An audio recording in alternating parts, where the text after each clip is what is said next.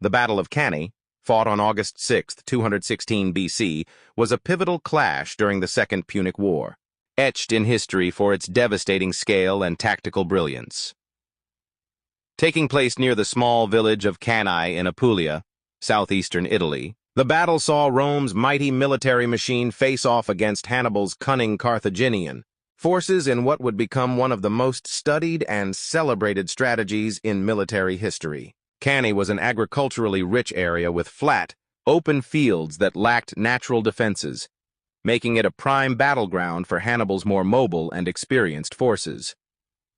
The Roman Republic, confident in its numerical superiority, sent an enormous army of 80,000 infantry and 6,000 cavalry under the dual command of consuls Lucius Aemilius Paulus and Gaius Terentius Varro.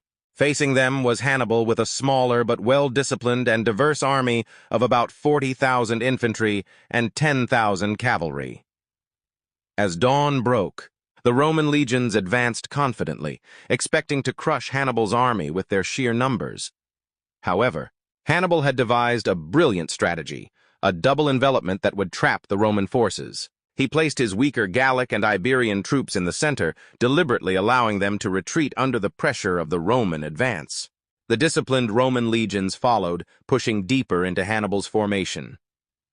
It was at this critical juncture that Hannibal sprung his trap. His more experienced African and Carthaginian infantry on the flanks, combined with his superior cavalry, encircled the overextended Roman forces. The result was catastrophic for Rome.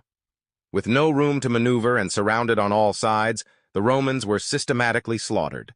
By the end of the day, tens of thousands of Roman soldiers lay dead on the battlefield, including Lucius Aemilius Paulus, who died fighting valiantly.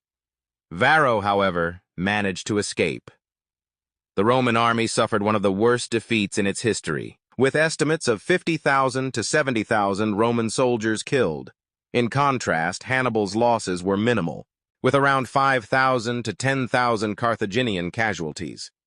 Despite his overwhelming victory, Hannibal was unable to deliver the final blow to Rome, as the city refused to surrender. Instead of suing for peace, the Romans adopted a more cautious approach, using Fabian tactics that avoided direct confrontation with Hannibal.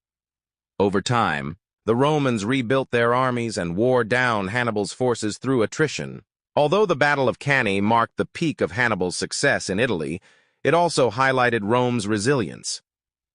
In the long run, Hannibal's inability to capitalize on his victory contributed to his eventual defeat in the Second Punic War. The details of the Battle of Cannae are preserved through the works of ancient historians like Polybius and Livy, who chronicled the Punic Wars with meticulous detail. Today, the battle is a textbook example of tactical genius and remains a cornerstone of military education around the world. The legacy of Cannae is a reminder of both the brilliance of strategic warfare and the enduring strength of a determined and adaptive adversary.